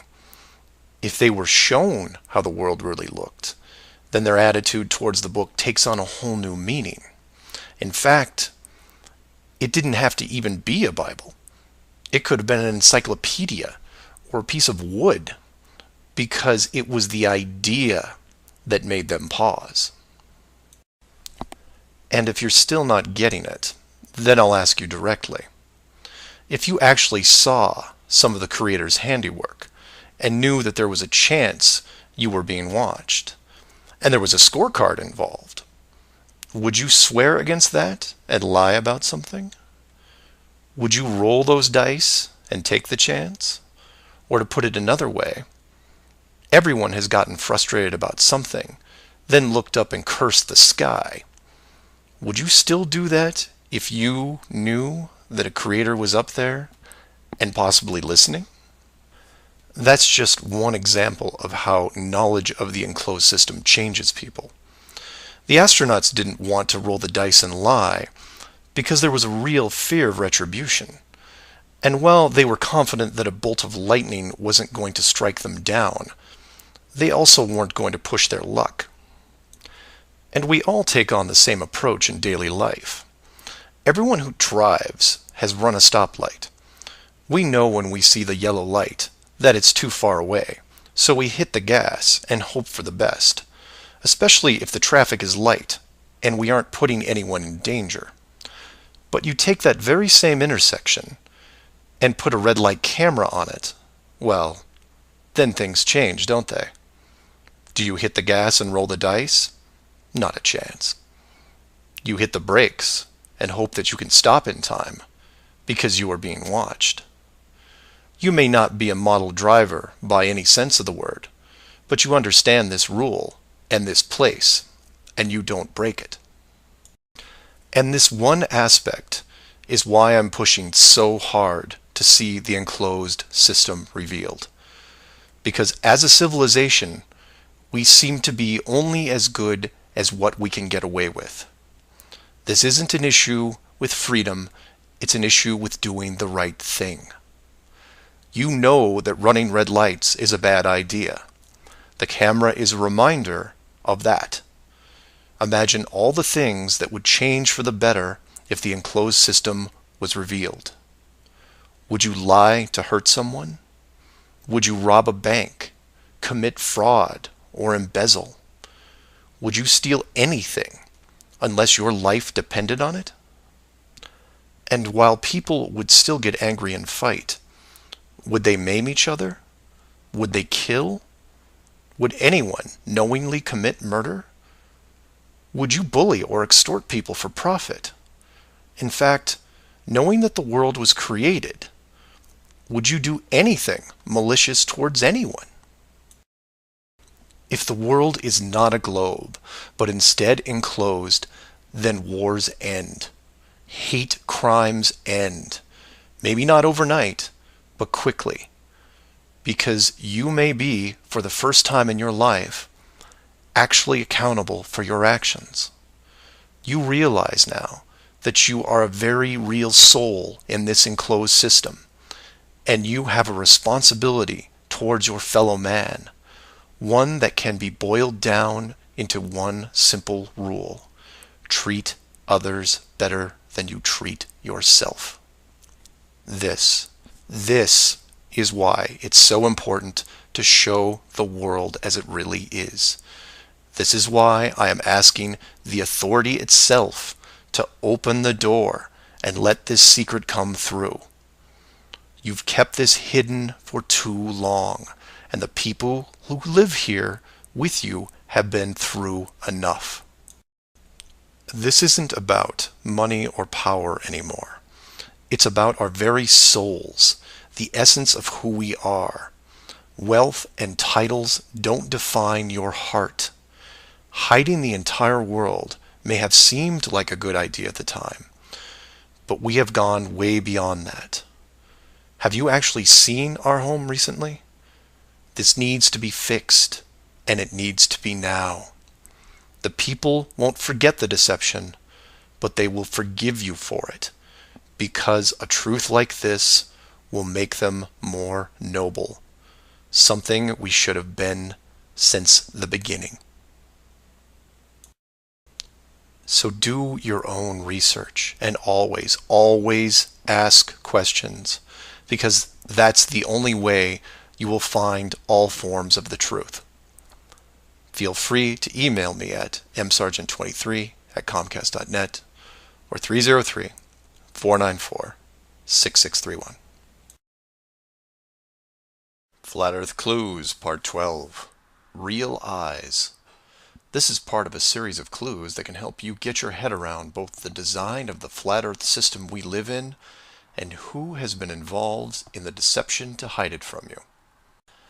This clue covers an enclosed system feature, which for me at first seemed like just a necessary aspect of the process. That being what we perceive with our own eyes, because for many, that's the validation we need. Can seeing things with our eyes really be trusted, though? The more I looked into it, the more it became apparent that they cannot. In fact, it became obvious that as a species, we seem to have layers of cognitive weakness, especially when it comes to optical perception, like it was built into our very genetic code. Layers that naturally help things like hiding the shape of the world. I'm going to show you some examples, and before this clue ends, you'll know why everyone else around you is missing the big picture and just how rare you are to realize it. For example, what is this object? It's your world. This is where you live.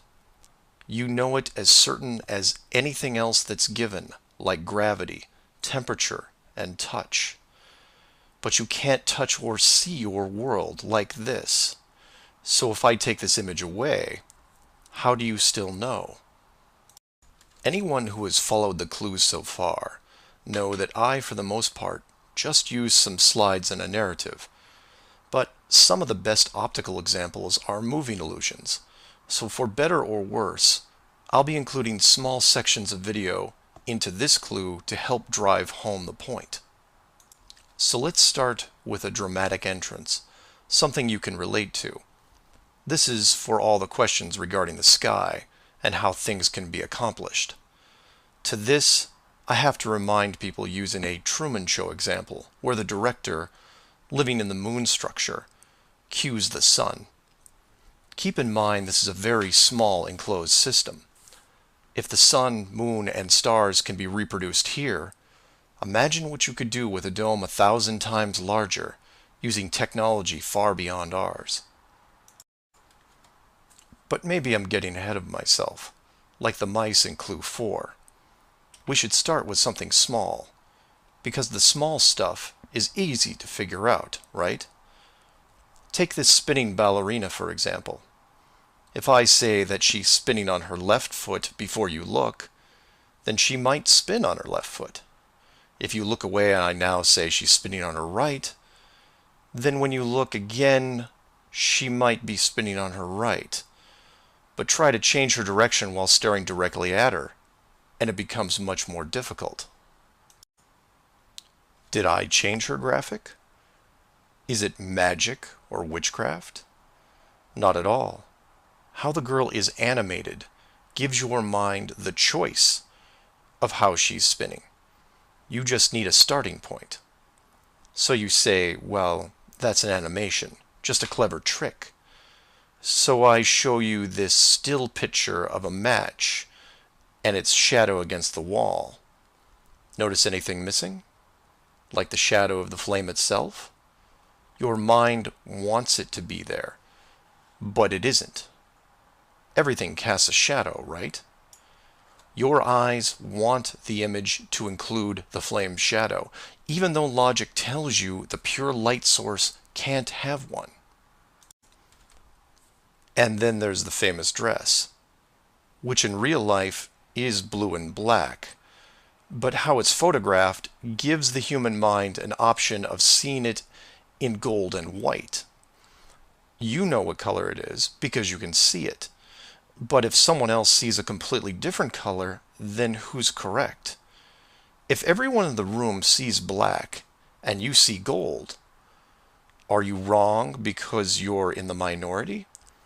And what does that say about possible illusions that can be tailored to a small group of people? Or just you?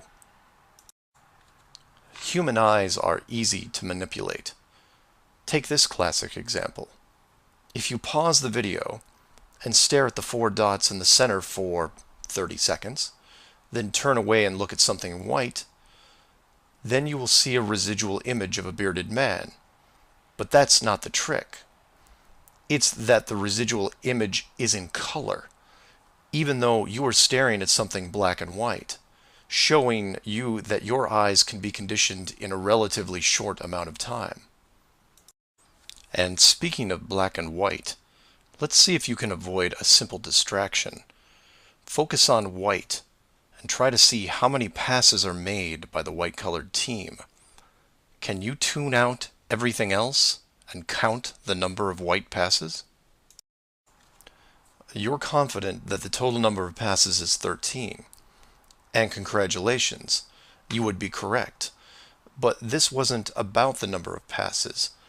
It was about the bigger distraction. By following the white team, you are ignoring the black team. And, moreover, everything black. So you failed to see the dancing black bear that was right in front of you. Don't worry, I didn't see it either the first time. And being that you now know how it's done, you can't be fooled again, right? Rewind and try it, still focusing on the number of passes, and see if you can catch the bear. It's harder than you might think. Many people will see this dragon and think it's a computer-generated effect. It's actually very real, but the illusion only works from certain angles. If you walk too far one way or the other, you can see behind the illusion. If you cannot see behind the scenes, your mind can't break out of the illusion, no matter how hard you try.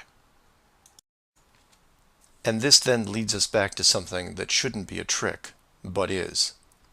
It's called the Mercator map. And you say that it's not a deception, it's a real map. How do you know this? Because it was on a wall in your school classroom? All geographers in the world know that this map is very wrong. The correct perspective is this, the Gall-Peters. It shows countries how they actually are in comparison to each other. This is the map that should be in schools right now, but the authority thinks you'll be more comfortable with the old map. You say that they aren't that much different, that at least the location is correct, right? Take a look at the size of Europe and where Germany is. Wait. Relative size is one thing, but you're telling me that Germany isn't where we think it is? Nothing's where you think it is. Where is it? I'm glad you asked. The Peters projection. It has fidelity of axis. Fidelity of position. East-west lines are parallel and intersect north-south axes at right angles. What the hell is that? It's where you've been living this whole time. Should we continue? We assume, like many things, that what is presented to us is the truth, because we want to believe. And I mean that literally. Human beings as a species are designed to believe what they see. It's called suspension of disbelief. Think you're immune to this disbelief process? Why do you get emotional when watching a movie? You know it's a movie. You know that you're watching just a two-dimensional image on a screen. You've seen the actors before, many times in other films. And you know that the process to make the film took hundreds of people and millions of dollars to create. But if the story is convincing enough, you will forget all that, at least for a while, and be swept up in the moment. But enough tricks. What about real life? Without all the sleight of hand and distraction, you should be able to determine everything as it really is, right? Don't be so sure. Ever driven a car in stop-and-go traffic, zoned out for a bit, then had that horrifying feeling that you couldn't tell if your car was moving or the car next to you was moving? That happens to all humans. University studies on motion perception have been done for years, and they determined if the movement was smooth enough, human beings couldn't tell the difference between our motion and the motion of other objects. This applies to cars, trains, basically any vehicle you may be in, maybe even one as large as the world itself. To be clear, you can't really tell if your car or train is moving. No one can. It's an assumption. So now tell me that you can feel your world spinning at 1,000 miles an hour and rushing around the sun at 60 times that speed. Your world isn't spinning or moving forward, only the sky is. And even that isn't real. The stars spin, the moon circles, as does the sun, all of it built with great craft and precision to create the illusion that you are isolated in a vast universe to fend for yourself, which is not the case.